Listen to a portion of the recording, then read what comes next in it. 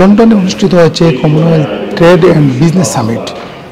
বিশ্বের 56টি দেশের প্রতিনিধিরা এই সম্মেলনে যোগ দিয়েছেন।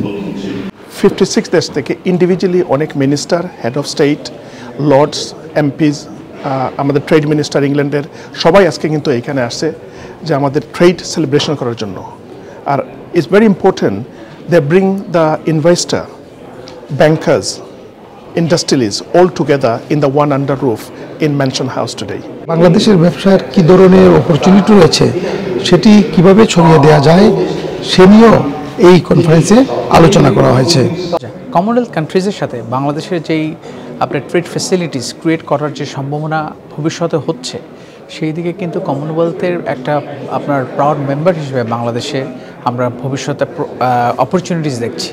আজকে আমি লন্ডনে এসে আমরা যেই গ্লোবাল যেই কানেক্টিভিটিটা আমরা দেখছি এখানে কমনওয়েলথের 56টা দেশের সাথে, আপনি জানেন বাংলাদেশে কিন্তু অনেকগুলো সেক্টর আছে, আরএমজি সেক্টর থেকে শুরু করে কিন্তু আমাদের কিন্তু কটন ইম্পোর্ট করতে হয়, আমাদের দেশে কিন্তু স্টিলের র মেটেরিয়ালস ইম্পোর্ট করতে হয়, আমাদের তো অনেক ডাইভার্সিফাইড অনেকগুলো সেক্টর আছে যেখানে কিন্তু বাংলাদেশের কিন্তু অনেক প্রোডাক্ট আমরা এক্সপোর্ট করে আমরা ফরেন রেমিটেন্স যেভাবে করে নিয়ে আসছি, পাশাপাশি হচ্ছে ট্রেড ব্যালেন্স করার জন্য কিন্তু আমাদেরকে ইম্পোর্টও করতে হয়।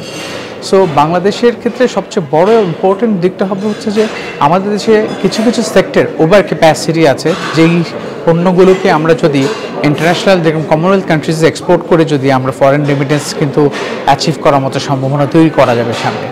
আপনি জানেন যে এখন যে দেশের যে অবস্থা যাচ্ছে, আমরা সামনের ভবিষ্যৎগুলোকে চিন্তা করে যে রুট ম্যাপ তৈরি করছি, সেখানে কমনওয়েলথ বাংলাদেশের সাথে সুসম্পর্কটা বজায় এবং আরও ভালো কিছু করার সম্ভাবনা আছে আমি মনে করি।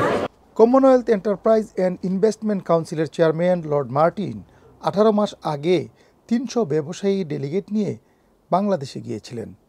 সেই সম্ভাবনা কিভাবে কাজে লাগানো যায় সেই বিষয়ে নতুন সরকারের সাথে অচিরেই আলোচনা করবেন বলে জানিয়েছেন। I think the potential was shown, as you said, at the conference we had 18 months ago in Bangladesh, where we had 1,000 people.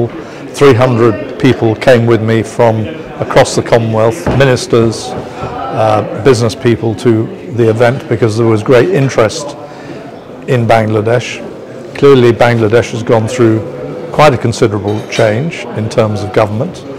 It's developing a new strategy and new international outlook. We'd like to be part of that, and in fact we will be visiting Bangladesh now that things are settling down and the government is in a, you know, seems to have sorted out the structure. I'm delighted to say a few words about Bangladesh and how important it is and how marvellous it is that you're at this conference, at this council meeting where you're meeting people from all over the Commonwealth, all of whom have a mutual interest, all of whom are here voluntarily because they know that all these countries of the Commonwealth do better, progress further, create prosperity when they work together. And as we've all seen in the last few days and weeks, the American president is changing terms of trade worldwide, which makes organizations very, very important to get these things right, and it's very useful for Bangladesh and for other countries to work together through the Commonwealth as we're doing here today. Shakir Hussain, AB News, London.